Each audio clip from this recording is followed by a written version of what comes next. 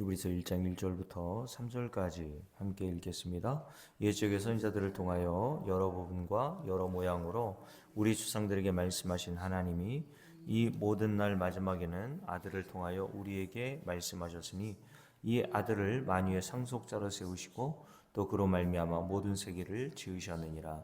이는 하나님의 영광의 광채시요 그 본체의 형상이시요 그의 능력의 말씀으로 만물을 붙드시며 죄를 정결하게 하는 일을 하시고 높은 곳에 계신 지극하신 이의 우편에 앉으셨느니라. 아멘.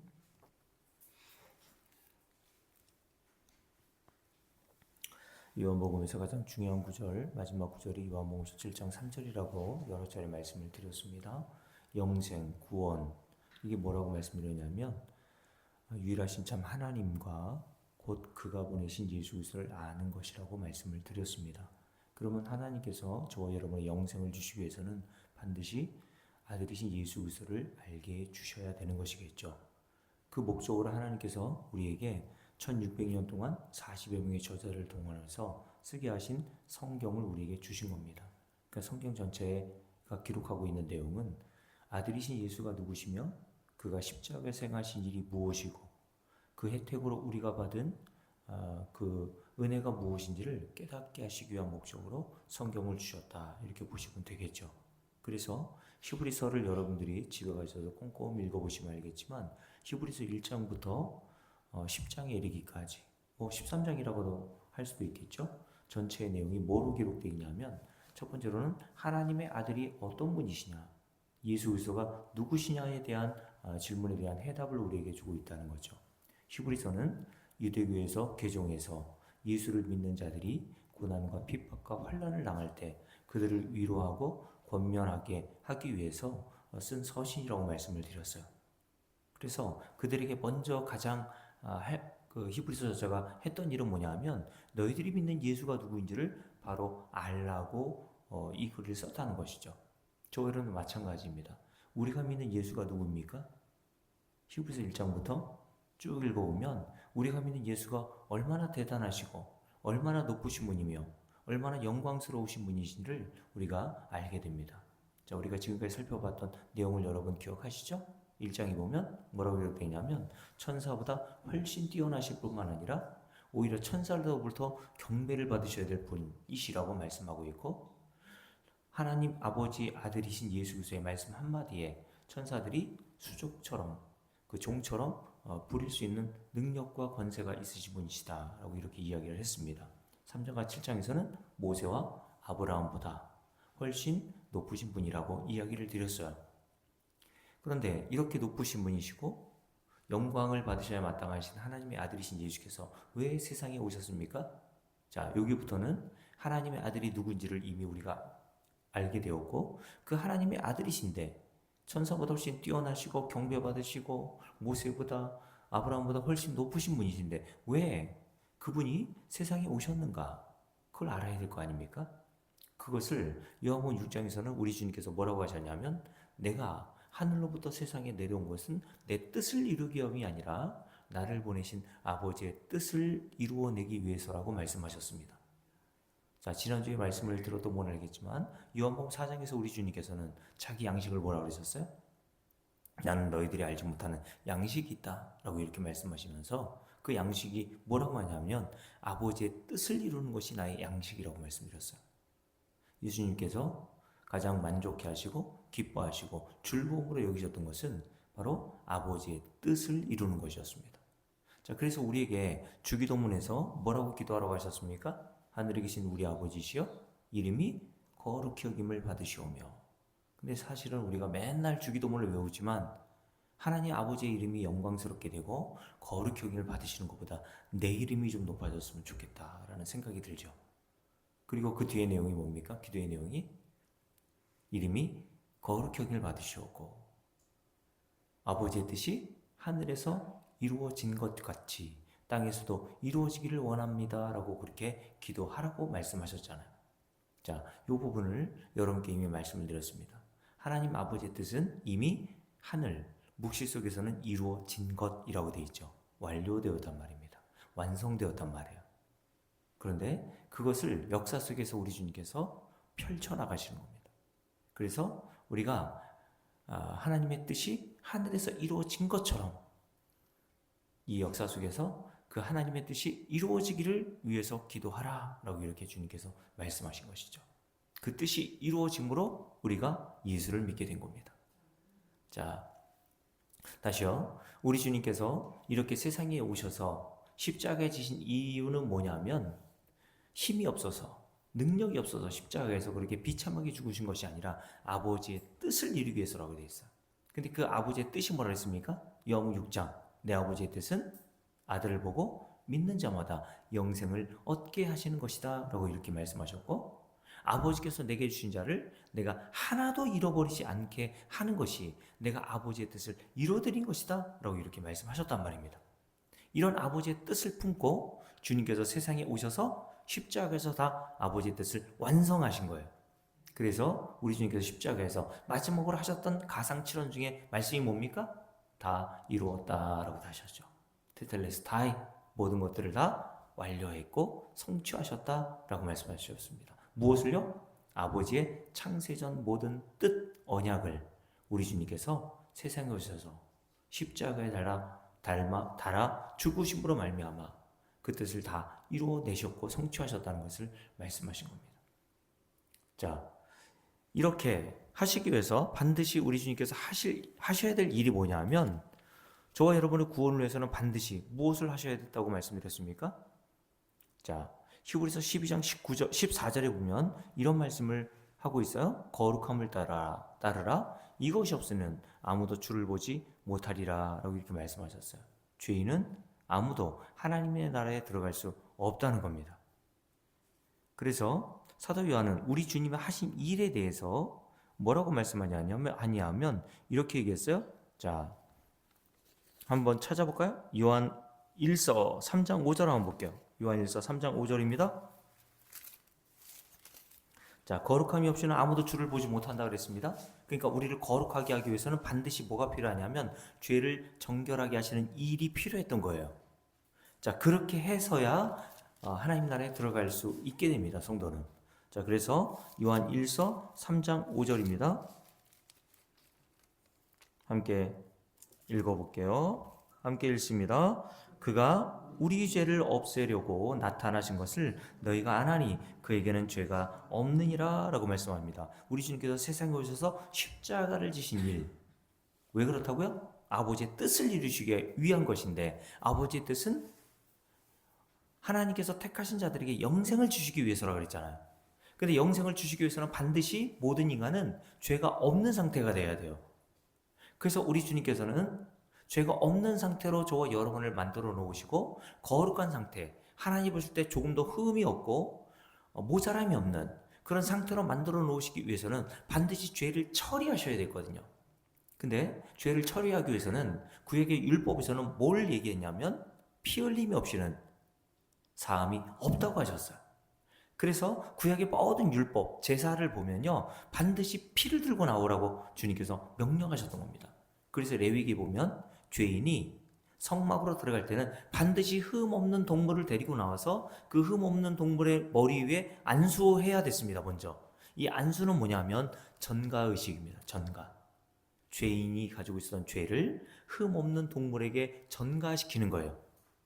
그러니까 죄 있는 죄인의 죄는 누구에게 전가된 거예요? 흠 없는 동물에게 전가되어 죄인의 죄가 없어진 거겠죠.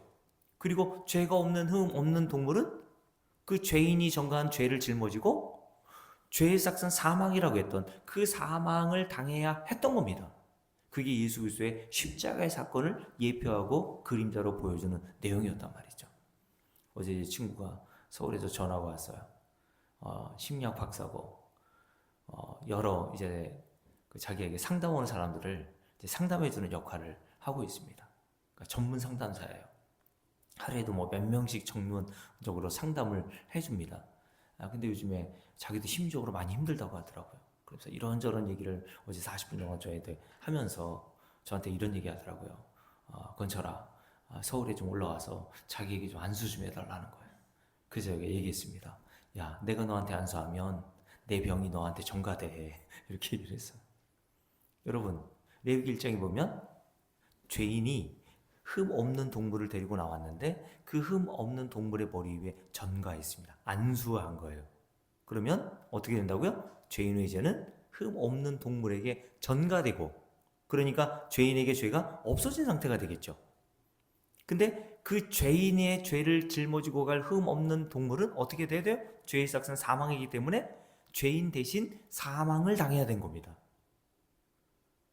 이렇게 해서야 겨우 죄인이 하나님 나라의 모형인 성막 성전에 들어갈 수 있도록 하셨습니다. 이 모든 것들이 예수 그리스도의 십자가의 모형과 그림자요 예표로 보여주신 거란 말이죠. 그래서 우리 주님께서 죄 없는 자가 이 세상에 오셔야 되는데 죄 없는 자가 세상에 있나요? 없어요. 우리 죄를 대신 짊어지고 죽어줄 사람이 한 사람도 없습니다. 왜요? 저와 여러분이 전가할 대상은 죄가 없는 대상이어야 되는데 이 세상에는 죄가 없는 대상이 한 사람도 없어요. 그래서 로마 3장에 보면 사도 바울이 뭐라고 그랬습니까? 의인은 없나니 하나도 없다라고 되어 있어요. 하나님 보실 때 선인이라고 부를 만한 사람이 세상에서는 한 사람도 없고, 의인, 거룩한 자, 죄가 없는 그런 자로 보실 수 있는 자가 세상에는 한 사람도 없다고 되어 있습니다. 자, 그래서 소돔과 고모라 땅이 왜 멸망당했어요? 의인 10명이 없어서 멸망당했죠. 아브라함이 소돔과 고모라 땅에 살고 있었던 자기 조카 롯을 좀 구해보고 싶어서 하나님께 간청하잖아요. 하나님, 이 소돔과 고모라 땅에 만약에 의인인 50명이 있으면 그 의인까지 다 멸망시키는 게 하나님의 공의가 맞습니까? 그때 하나님께서 뭐라고 말씀하시냐면, 그래 50명 데려와봐. 그랬더니 아브라함이 좀 불안해지죠. 그래요? 그럼 45명, 40명, 30명, 20명, 10명까지 내려갔어요. 그 하나님, 마지막으로 하나님께 간구할게요. 의인 10명만 있으면 하나님 그래도 소돔과 고모라를 멸망시키실 겁니까? 그때 하나님께서 그래 10명 데려와봐. 성경에서 10이라는 숫자는 완전 숫자라고 그랬습니다. 근데 소돔과 고모라 땅이 어떻게 됐어요? 하나님의 심판으로 말미암아 다 멸망당했어요. 왜요? 거기에는 10이라는 숫자는 완전하다라고 하는 뜻이라고 했으니까 완전하게 의인이 한 사람도 없더라라는 말이죠. 이게 세상입니다. 이 세상. 이 세상의 모든 인간은 다 죄인이에요. 죄인이 아닌 자가 없어요. 아무리 이 세상에서 선인으로 보이고 소크라테스나 아리스토텔레스나 철학자, 위대한 철학자 있잖아요. 공자, 맹자, 슈바이처, 간디, 이 세상에서 성인이라고 불리는 많은 사람들도요, 다 하나님 앞에서는 죄인일 뿐인 거예요. 그러니 죄인인데 또 다른 죄인의 죄를 어떻게 대신하여 죽을 줄 수가 있습니까? 죄가 없는 자가 죄인의 죄를 받아서 대신 짊어지고 죽을 수 있는데 그럴 만한 자가 한 사람도 없어요, 세상에는. 그래서 하나님께서 창세전에 죄인인 저와 여러분의 죄를 대신해 짊어지고 죽으실 수 있는 유일한 분으로 아들을 택해 놓으신 겁니다. 그래서 우리 주님께서 이 세상에 오실 때 저와 여러분을 대표하기 위한 모습으로 똑같은 인간의 모습을 입고 세상에 오신 것이고, 아무 죄가 없는데도 불구하고 십자가에 달려 죽으신 거예요. 그래서 빌라도의 재판정에서 빌라도가 예수를 십자가에 못 박아달라고 하는 유대의 바리새인과 대제사장들과 사두개인들과 이런 종교자들에게 뭐라고 얘기했습니까? 여러 차례에 걸쳐서 내가 아무리 신문에 봐도 이 예수는 죄가 없는 자야 라고 이렇게 이야기를 했단 말이에요. 근데 유대 종교지도들이 뭐라고 합니까? 그냥 십자가에 매달아 달아 죽이더라고 그렇게 난리를 쳤단 말이죠. 그래서 결국 예수님이 십자가에 달려 죽으심으로 그 일을 하러 오신 거니까요. 저와 여러분의 죄가 전가되었고, 그러면 저와 여러분의 죄는 전가되었으니까 저와 여러분은 어떤 자가 된 거예요? 하나님 보실 때 죄가 없는 거룩한 자가 된 겁니다, 여러분.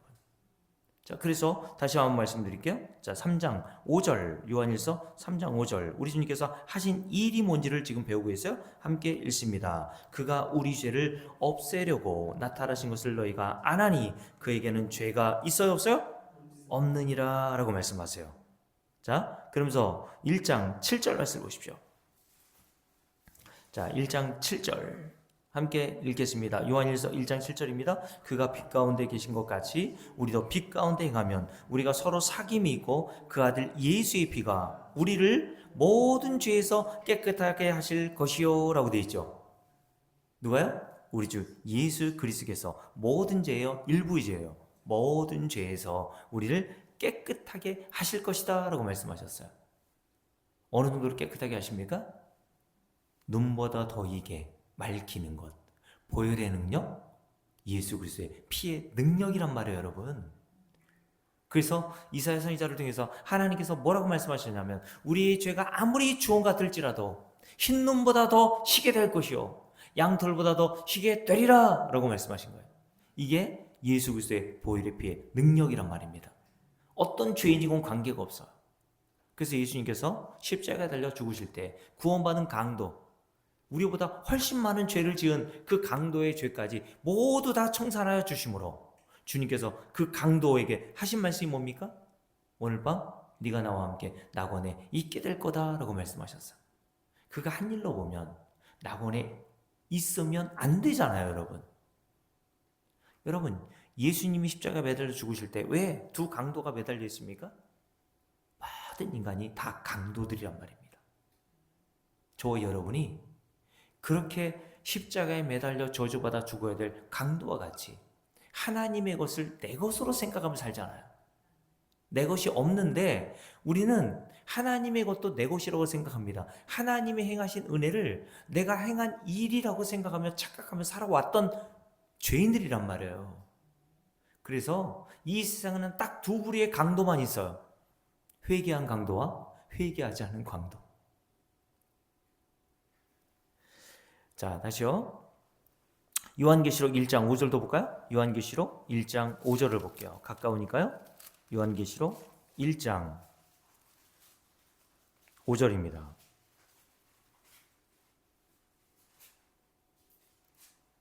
자, 함께 읽겠습니다. 또 충성된 증인으로 죽은 자들 가운데서 먼저 나시고 땅의 임금들의 머리가 되신 예수 그리스도로 말미암아 은혜와 평강이 너에게 있기를 원하노라. 우리를 사랑하사 하신 일이 뭐예요? 그의 피로 우리 죄에서 우리를 해방하시고 그의 아버지 하나님을 위하여 우리를 나라와 제정으로 삼으신 그에게 영광과 능력이 세세토록 있기를 원하노라 라고 말씀하셨죠.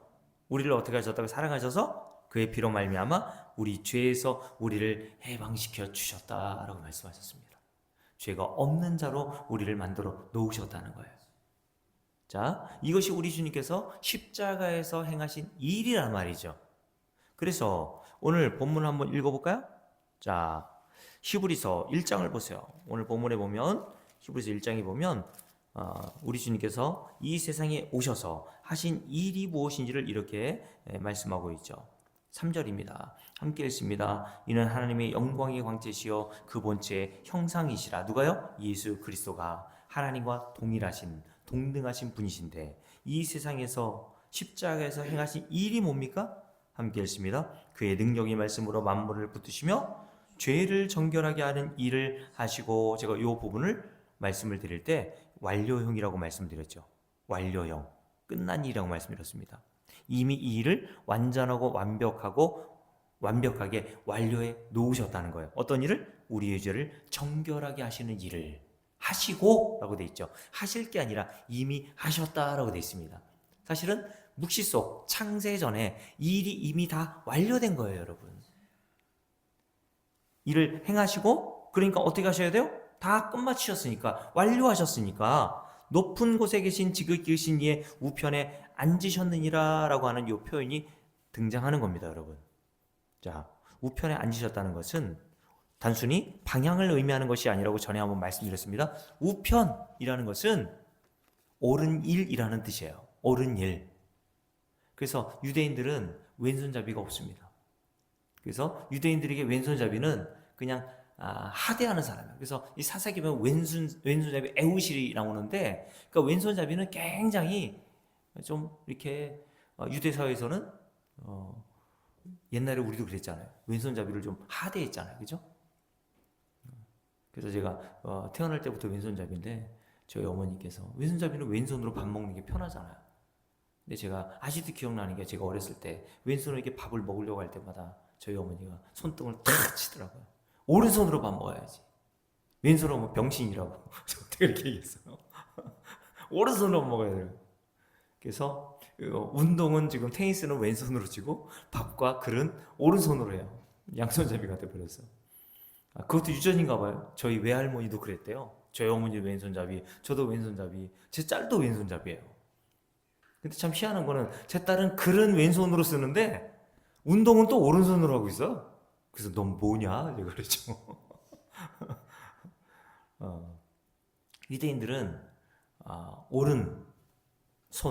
오른손은 그냥 방향을 의미하는 게 아니라 옳은 일이라고 하는 의미가 담겨 있는 거예요. 그래서 여러분 마태복음 25장에 보면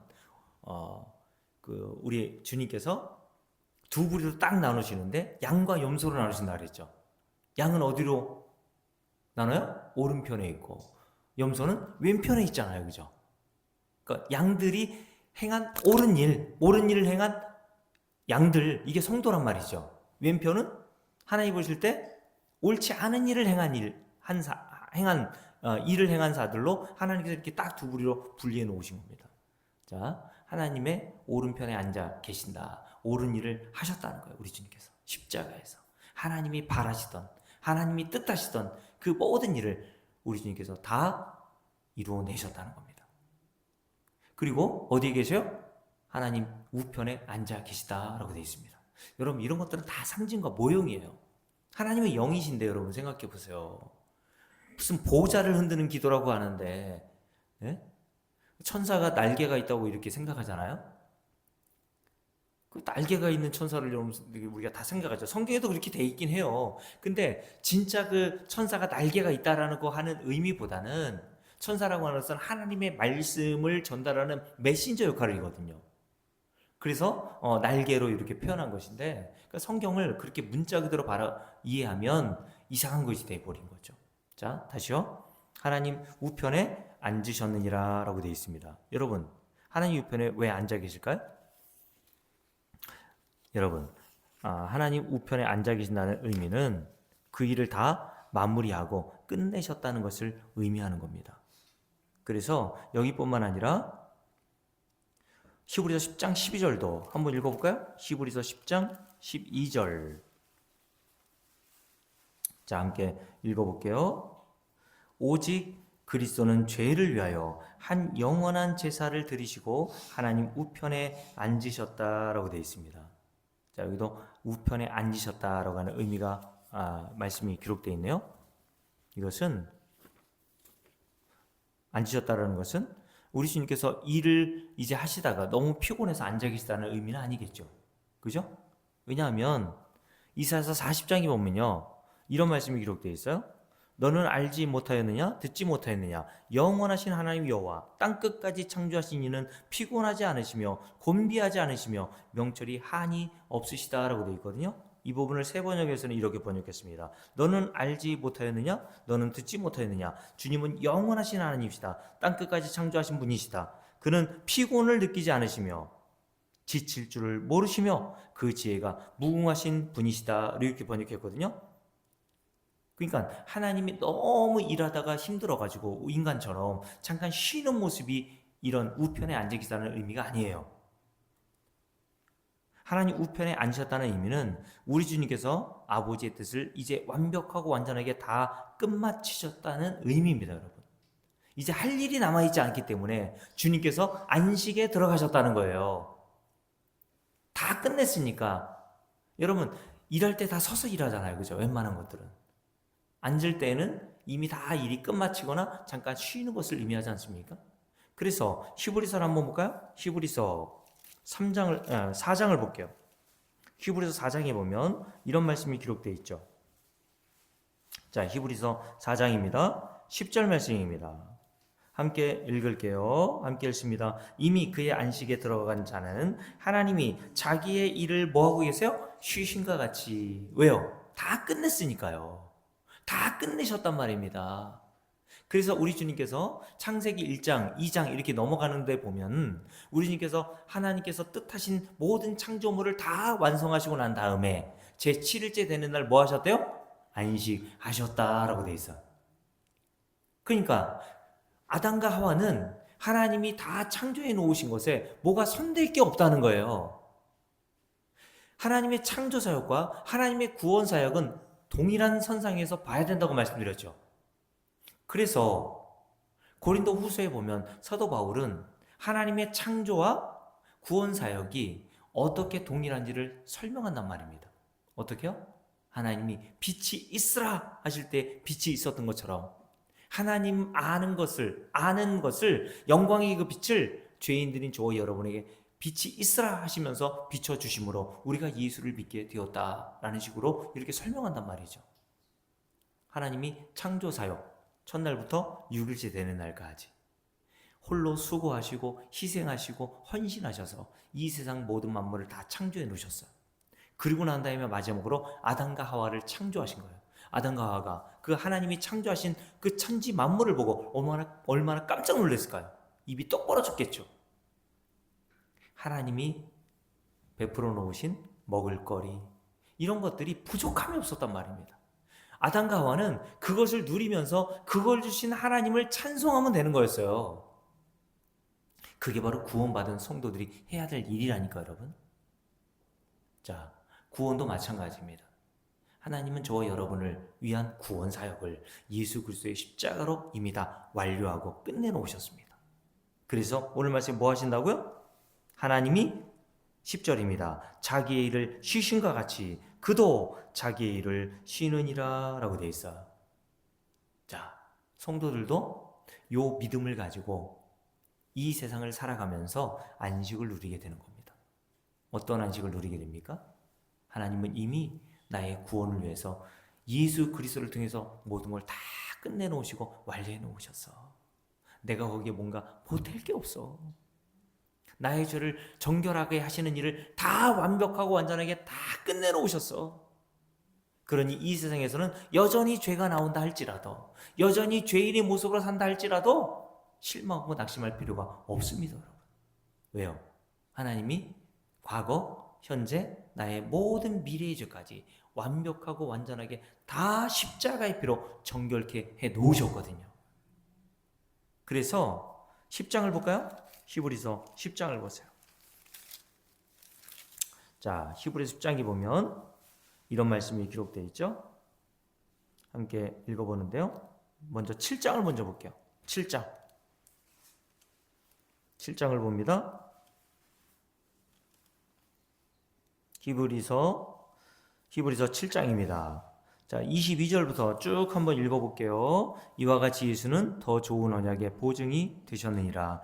제사장 된 그들의 수요가 많은 것은 죽음으로 말미암아 항상 잊지 못함이로되 예수는 영원히 계심으로 그 제사장 직분도 갈리지 아니하느니라. 그러므로 자기를 힘입어 하나님께 나아가는 자들을 어떻게 하신다고요? 온전히 구원하실 수 있으니 이는 그가 항상 살아계셔서 그들을 위하여 간구하심이라. 이러한 대제장은 우리에게 합당하니 그 예수 그리스도 대제장은 어떤 분이세요? 거룩하고 악이 없고 더러움이 없고 죄인에게서 떠나 계시고 하늘보다 높이 되시니라. 그는 저 대제장들이 먼저 자기 죄를 위하고 다음에 백성의 죄를 위하여 날마다 제사 드리는 것과 같이 할 필요가 없었으니 이는 그가 어떻게 해요? 단번에 십자가에서 자기를 드려 우리의 모든 죄를 다 깨끗하게 하시고 정결하게 하시는 일을 이루셨음이라 라고 되어 있어. 이루셨음, 끝났다는 겁니다. 완료했다는 거예요. 자, 28절 함께 했습니다. 율법은 약점을 가진 사람들을 제사장으로 세웠거니와 율법 후에 하신 맹세의 말씀은 영원히 온전하게 되신 아들을 세우셨느니라 라고 얘기하면서 8장에서 쭉 이야기하면서 모든 구약은 모형이다, 그림자다 이렇게 얘기하죠. 6절에 그들이 섬기는 것은 하늘에 있는 것의 모형과 그림자다 라고 쭉 얘기하면서 예수 그리스도가 왜 십자가에서 우리의 죄를 위해서 죽으셔야 되는지를 설명합니다. 그러면서 10장을 넘겨볼게요. 10장에 보면 이런 말씀이 기록되어 있죠. 함께 읽어봅니다. 자, 4절부터 함께 읽습니다. 이는 황소와 염소의 피가 능히 죄를 없이 하지 못함이라. 그러므로 주께서 세상에 임하실 때에 이르시되 하나님이 제사와 제물을 원하지 아니하시고 오직 나를 위하여 한 몸을 예비하셨도다. 번제와 속죄제를 기뻐하지 아니하시나니 이에 내가 말하기를 하나님이여 보시옵소서. 두루마리 책에 누구를 가리켜? 나를 가리켜 기록된 것과 같이 하나님의 뜻을 행하러 왔나이다. 이분이 누구예요? 예수 그리스도. 두루마리 책에 나를 가리켜 기록된 것. 두루마리는 뭘 얘기할까요? 성경을 얘기해요. 성경 이 당시에 두루마리에 기록했거든요. 네? 뭐 양피지라든가 뭐 파피루스 식물에 뭐 이렇게 줄기를 말려가지고 거기에다가 성경을 기록하거나 양피지 양의 가죽에다가 성경을 기록했단 말이에요. 그러니까 두루마리처럼 똘똘똘 말렸겠죠. 그죠? 그러니까 여기에 두루마리라는 것도 성경을 의미하는데 성경은 누구를 가리켜 기록하고 있다고요? 예수 그리스도를 가리켜 기록하고 있어. 그러면서 주님께서 말씀하시죠. 하나님의 뜻을 내가 행하러 왔다라고 말씀하셨어요. 이게 요한복음 6장과 딱 떨어지는 말씀이죠. 주님께서 십자가를 지신 이유는 다른 게 아닙니다. 하나님의 뜻을 이루시기 위해서인데 그 뜻이 뭐예요? 저와 여러분의 죄를 정결하게 하여 하나님 아버지의 뜻인 저와 여러분을 거룩한 자가 되어 하나님 나라로 데려가시기 위한 목적으로 주님께서 이 일을 행하셨던 것이라고 말씀하는 거죠. 그러면서 이렇게 얘기하죠. 함께 읽습니다. 10절 이 뜻을 따라 예수 그리스도의 몸을 단번에 들이심으로 말미암아 우리가 어떻게 되었다고요? 거룩함을 얻었노라. 얻을 게 아니라 여기도 얻었노라 라고 하는 완료형을 썼어요. 저와 여러분 아직도 죄인이잖아요. 무슨 거룩함이 있습니까 우리에게. 근데 역사 속에서는 그렇게 보인다 할지라도 창세전 묵시 속에서는 이미 하나님이 이런 자로 예수 그리스도를 통해서 만들어 놓으시기로 작정하시고 계획하셨기 때문에 이 일은 하나님의 계획은 이 역사 속에서 아직 불확실성이 보이는 모습으로 우리가 살아가고 있지만 이미 이루어진 것으로 보는 거예요. 자, 저와 여러분은 어떤 자가 되었다고요? 거룩함을 얻었노라. 거룩함은 얻는 거예요? 내가 획득하는 거예요? 얻은 거예요. 그 얻었다는 것은 누가 줘야 얻을 거 아닙니까? 우리가 어떻게 거룩함을 얻었게 되었습니까? 그 앞에 이렇게 돼 있죠. 예수 그리스도의 몸을 단번에 들이심으로 말미암아. 이게 십자가의 사건 아닙니까? 우리가 거룩함을 얻었노라. 자, 히브리서 12장을 볼게요. 히브리서 12장에 보면 뭐가 없이는 하나님 나라에 들어갈 수 없다고 하셨나요? 14절 함께 읽습니다. 모든 사람과 더불어 화평함과 거룩함을 어떻게 하래요? 따르라. 이것이 없이는 거룩함이 없이는 아무도 주를 보지 못한다라고 돼 있잖아요. 그러면 하나님의 뜻을 이루시기 위해서 우리 주님께서 자신의 피를 흘려 우리의 모든 죄를 정가함으로 예수께서 그 죄를 떠안으시고 십자가에 달려 죽으심으로 저와 여러분의 죄를 없애시고 청산하심으로 저와 여러분을 거룩하게 하실 필요가 있으셨단 말이에요. 완벽하고 완전하게 예수 그리스도의 피에 의해서 저와 여러분이 하나님 나라에 들어갈 만한 조건과 자격을 얻을 수 있는 거룩한 자가 되게 하셨단 말이죠. 자, 함께 읽어봅니다. 12절 11절부터 쭉 읽습니다. 제사장마다 매일 서서 섬기며 자주 같은 제사를 드리되 이 제사는 언제나 죄를 없게 하지 못하거니와 오직 그리스도는 뭐를 위해서? 죄를 위하여 라고 되어 있잖아요. 누구의 죄를 위하여? 저와 여러분의 모든 죄를 위하여 한 영원한 제사를 드리시고 하나님 우편에 앉으사 그 후에 자기 원수들을 자기 발등상이 되게 하실 때까지 기다리시나니 그가 거룩하게 될 이에요? 된이에요? 된 자들이라고 되어 있습니다. 여기도 완료형으로 썼단 말이에요. 된 자들, 성도들을 말하는 거예요. 어떻게 해요? 한 번의 제사로 영원히 온전하게 하셨느니라 라고 되어 있습니다. 제가 전에 이 부분을 영어 번역본의 말씀을 통해서 여러분께 말씀드렸잖아요. 영원히 온전하게 하셨다는 것은 forever perfect라고 영어 번역에 그렇게 기록되어 있어. 영원히 완전하게 완벽하게 하나님 보실 때 온전한 거룩한 자로 만들어 놓으셨다는 거예요. 이게 예수 그리스도의 십자가의 피의 능력이라니까 여러분. 우리는 이걸 믿는 거예요 여러분. 그래서 이런 말씀을 하시죠. 함께 읽습니다. 15절 쭉 읽습니다. 또한 성령이 우리에게 증언하시되 주께서 이르시되 그날부로는 그들과 맺을 언약이 이것이라 하시고 내 법을 그들의 마음에 두고 그들의 생각에 기록하리라 하신 후에 또 그들의 죄와 그들의 불법을 내가 다시 기억하지 아니하리라. 저와 여러분의 죄와 저와 여러분의 불법, 이 세상의 모든 죄악 하나님이 어떻게 하신대요? 다시는 내가 기억하지 아니하리라 라고 말씀하셨어요. 우리가 이렇게 말하는 거죠. 나 이런 죄를 지었는데요? 주님께서 말씀하시죠. 나 그거 모르는데? 여러분, 하나님이 왜 이런 말씀하실까요? 그 뒤에 돼 있잖아요. 함께 읽습니다. 이렇게 하신 이유는 이것들을 이미 사하셨은즉 이라고 되어 있습니다. 누구를 통해서? 예수 그리스도를 통해서 십자가의 피로 말미암아 저와 여러분의 모든 죄와 여러분의 그리고 저의 불법을 다 사하셨은즉 다시는 죄를 위하여 제사 드릴 것이 없느니라. 그러므로 19절 형제들아 우리가 뭐를 힘입어 이제 예수의 피를 힘입어 성소에 들어갈 담력을 얻었나니 그 길은 우리를 위하여 휘장 가운데로 열어놓으신 새로운 살 길이요 휘장은 곧 그의 육체니라 라고 하는 말씀을 하고 있는 거죠. 우리의 유일한 소망, 하나님 나라에 들어갈 수 있는 유일한 근거는 딱 한 가지밖에 없어요. 예수 그리스도의 십자가의 보혈의 능력입니다. 그 은혜 이외에는 우리가 하나님 나라에 들어갈 수 있는 자격과 조건을 얻을 수 없다니까 여러분.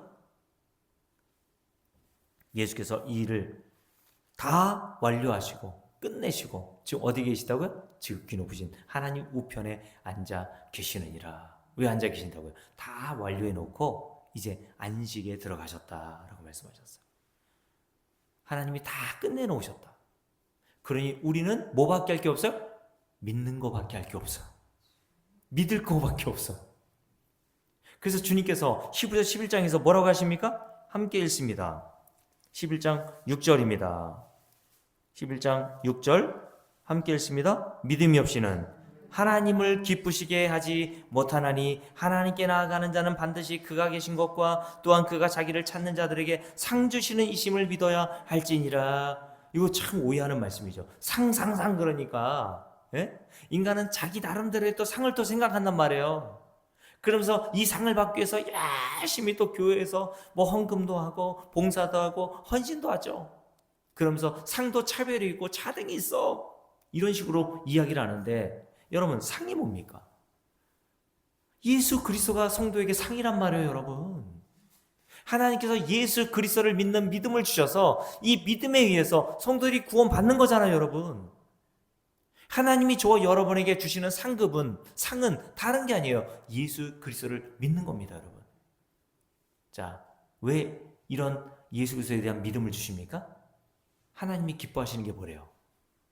뭐가 없으면 하나님을 기쁘시게 하지 못한대요. 돈이 없으면? 인물이 없으면? 착하지 않으면? 아니란 말이에요. 믿음이 없이는 이라고 되어 있잖아요. 어떤 믿음이요? 10장까지에 기록된 이 믿음, 예수 그리스도께서 이 세상에 오셔서 하늘 이 천사보다 뛰어나고 모세와 아브라함과 비교할 수 없이 높으신 그 하나님의 아들 예수께서 십자가에 달려 죽으심으로 하나님의 뜻을 완벽하고 완전하게 다 이루심으로 저와 여러분은 어떤 자가 되었다고요? 거룩하고 온전한 자가 되게 하셨다. 이게 성경이 우리에게 증언하는 진리고 이 진리를 믿는 믿음으로 성도는 하나님을 기쁘시게 할 수 있는 겁니다. 하나님이 저와 여러분에게 기뻐하시는 거는요 다른 거 아니에요. 이 믿음을 하나님이 기뻐하시는 겁니다. 하나님이 인자가 올 때 믿음을 찾겠느냐라고 했을 때 우리에게 보시는 믿음은 이 믿음이요. 예수 그리스도에 대한 믿음. 예수 그리스도의 십자가에 흘리신 피로 말미암아 우리가 더 이상 뭔가 보탤 것도 없고 기여할 것도 없는 완벽하고 완전하게 하나님의 뜻이 다 이루어짐으로 저와 여러분이 거룩함을 얻어 하나님 나라에 이미 들어간 자가 되었다. 이게 진리고 이 진리를 여러분들이 하나님께서 믿을 수 있도록 믿음이라는 선물을 주시는 거란 말이에요, 여러분. 그러니 여러분, 이 믿음을 얻으려면 로마서 10장 17절에서 뭐라 했습니까? 믿음은 어디서부터 온다고요? 믿음은 들음에서 온다 그랬잖아요. 열심히 복음을 들으세요. 믿음은 보는 데서 오는 거 아니에요, 여러분. 그러니까 요즘에 왜 이렇게 사람들이 믿음이 없는지 아세요? 복음을 듣는 자리에 안 오잖아요. 자기는 영생을 얻었다고 착각해요. 영생은 뭐라 그랬습니까? 유일하신 참 하나님과 그가 보낸 진짜 예수 그리스도를 아는 게 영생인데, 그러면 정말 자기가 영생을 가치 있게 여긴다면 예수 그리스도가 누구시며 그가 십자가에 행하신 일이 무엇인지를 아는 일에 힘써야 될 거 아닙니까? 그게 복음을 듣고 성경을 열심히 연구하고 읽는 거예요, 여러분. 그래서 오늘 말씀에 뭐라고 되어 있습니까? 함께 읽어볼게요. 자, 10장을 다시 넘겨볼게요. 자, 이런 말씀이 기록되어 있죠. 함께 읽습니다. 21절입니다. 또 하나님의 집 다스리는 큰 제사장이 계심에 우리가 마음의 뿌림을 받아 악한 양심으로부터 벗어나고 몸은 맑은 물로 씻음을 받았으니 참마음과 온전한 믿음으로 하나님께 나아가자. 참마음, 온전한 믿음. 어떤 믿음이요? 19절 예수의 피를 힘입어 성소에 들어갈 담력을 얻었다. 이런 믿음을 가지고 하나님에 대한 믿음을 가지고 참마음과 온전한 믿음으로 하나님께 나아가자. 23절 함께 읽습니다. 또 약속하시는 이는 미쁘시니 우리가 믿는 도리의 소망을 움직이지 말며 굳게 잡고 서로 돌아보아 사랑과 선행을 격려하며 모이기를 피하는 어떤 사람들의 습관과 같이 하지 말고 오직 권하여 그날이 가까움을 볼수록 더욱 그리하자라고 되어 있습니다. 뭐 하자는 거예요? 교회에 와서 열심히 이 복음을 듣고 하나님이 기뻐하시는 이 믿음으로 성도가 살 수 있도록 열심히 복음을 듣는 자리에 있어야 된다는 거죠. 그러면서 이렇게 얘기하죠. 29절 함께 읽습니다. 우리가 진리를 아는 지식을 받은 후, 진리가 뭡니까? 10장까지의 말씀이 진리란 말이에요. 진리를 여러분 받았잖아요. 예수가 누구시고 예수가 하신 일이 무엇이고 죄를 정결하게 하신 일을 다 완벽하고 완전하게 끝내시고 이미 안식에 들어가신 그 예수 그리스도에 대한 믿음을 우리가 받았단 말이에요. 그런데 짐짓 죄를 범한 즉, 그러면 죄가 뭡니까? 이 진리를 믿지 않는 게 죄예요. 그래서 마귀는 우리에게 뭐 하게 하는지 아세요? 죄를 짓게 한단 말입니다, 여러분. 어떤 죄? 예수 믿지 않는 죄. 요한복음 16장에서 주님께서 성령을 보내주겠다 하시면서 하신 말씀이 뭐예요? 성령이 오시면 죄가 뭔지를 깨닫게 하시게 될 건데, 죄가 뭔지 알아? 너희들이 나를 믿지 않는 거야 라고 하셨어요. 그러면 이 죄에 대해서 주님께서 뭐라고 말씀하시는지 보세요. 진리를 믿지 않는 게 죄. 진리는 뭐예요? 예수께서 십자가에서 완벽하고 완전하게 저와 여러분의 모든 죄를 다 청산하셔서 저와 여러분이 거룩함을 얻었고, 우리가 이미 10장에서 배웠잖아요. 14절에 그가 거룩하게 된 자들을 한 번에 서로 영원히 온전하게 하셨느니라. 믿습니까? 여기 진리잖아요. 이 진리를 믿지 않는 거예요. 그럼 여러분께 물을게요. 예수 믿는데, 여러분들이 예수 믿잖아요. 예수 믿어도 착하게 살지 않으면 어떻게 됩니까? 우리 한찬호 선생님 물어볼게요. 예수를 믿는 자들이 있는데 예수를 믿어도 착하게 살지 않으면 어떻게 돼요? 천국 갑니까? 지옥 갑니까? 네? 몰라요? 다시요. 예수를 믿어도 여러분들이 착하게 살지 않으면 천국 갑니까? 지옥 갑니까? 최원승 권사님. 네? 지옥 갈 것 같아요? 그 진리 안 믿는 거잖아요, 그러면. 그럼 여러분들, 제가 좀 전에 설교를 다시 해야 되겠네. 과거, 현재, 앞으로 우리가 지을 모든 죄까지 예수께서 십자가에서 완벽하고 완전하게 다 청산하셔서 저와 여러분을 온전하게 거룩하게 하신 줄 믿는다면서요. 그럼 헌정 선생님 다시 물을게요. 예수 믿어도 착하게 살지 않으면 하나님 나라 들어갑니까? 지옥 갑니까? 여러분, 오해하지 말고 들으세요. 예수 믿어도 착하게 살지 않으면 천국 갑니다. 맞아요. 그쵸. 누가 아멘 하셨어요? 우리 정정 권사님? 그렇습니다. 그것을 나의 자유로 삼으면 안 돼요. 이제 막 살아도 되는구나, 이제. 잘 됐어. 예수 믿으면 그렇게 못 산다니까, 여러분. 하나님의 성령이 계시는데 어떻게 내가 옛날로 돌아갑니까? 성경이 이렇게 돼 있어요. 그거는 개가 토하였던 것을 다시 먹는 거나 똑같은 일이야. 너 죄를 안다며. 돼지가 목욕시켜 놨더니 똥밭에 구르는 거랑 똑같은 얘기야. 여러분, 우리는 예수를 믿으면 옛날로 못 돌아가요. 예수 믿어서 더 악하게 살 수가 없어요. 물론 예수를 믿어도 여러분 다윗 보세요. 가늠하잖아요. 청부살인하는 살인자가 됐어요. 그럴 수 있습니다, 여러분. 예수 믿어도 그런 죄를 지을 수 있어요. 그러나 그런 죄를 짓고 성도는 너무 괴로운 겁니다. 고통스러운 거예요.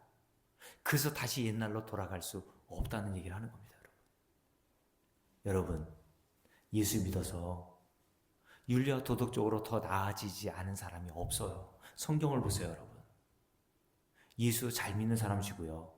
세상 사람들로부터 야, 저 사람 괜찮은 사람이다 라고 인정받지 않은 사람이 어디 있습니까, 여러분?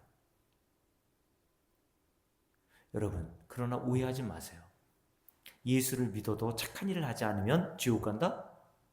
여러분, 그거는 다시 행위로 가는 거잖아요. 인간의 행위는 구원에 조금도 기여가 안 된다니까요. 저와 여러분이 이 세상을 살다가 어떤 죄를 범한다고 해서 영원히 온전하게 하셨는데, 최금수 권사님 그렇죠? 영원히 온전하게 하셨다 그랬잖아요. 거기에 조금 더 우리의 죄가 훼손시킬 수 없어요. 믿습니까, 여러분? 이 진리를 믿고 성도는 사는 거예요. 그래서 성도는 이 세상을 살면서 죄를 짓는 나의 모습을 보고 낙심하고 실망하면서 더욱더 바라고 소망하는 것이 뭡니까? 빨리 이 죄된 몸을 벗고 하나님이 이미 하늘에서 만들어 놓으신 그 부활할 몸, 영광스러운 부활할 몸, 죄가 전혀 관여할 수 없는, 사망이 조금도 삼킬 수 없는 그 부활할 몸을 하루속히 입고 하나님 나라에 들어가서 영생을 누리는 그날을 바라보고 소망하며 사는 자들이 성도들입니다, 여러분. 이런 진리를 여러분 믿습니까? 그러니 그 뒤에 이렇게 돼 있죠. 함께 여기까지 읽고 마치겠습니다. 함께 26절 읽습니다. 우리가 진리를 아는 지식을 받은 후 짐짓 죄를 범한 즉, 죄가 뭐라고요? 진리를 부정하는 겁니다. 이렇게 얘기하는 거예요. 예수 믿어도 착하게 살지 않으면 너 지옥 가. 이거 진리를 부정하는 겁니다. 그게 죄예요.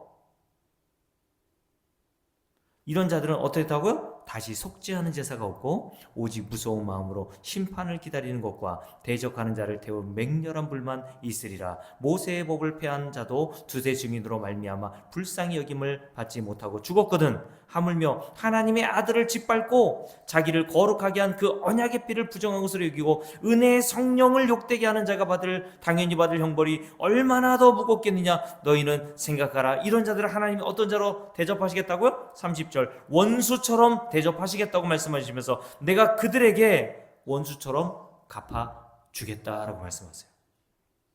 그리고 31절 이런 말씀이 있죠. 살아계신 하나님의 손에 빠져들어가는 것이 무서울진저라고 되어 있습니다.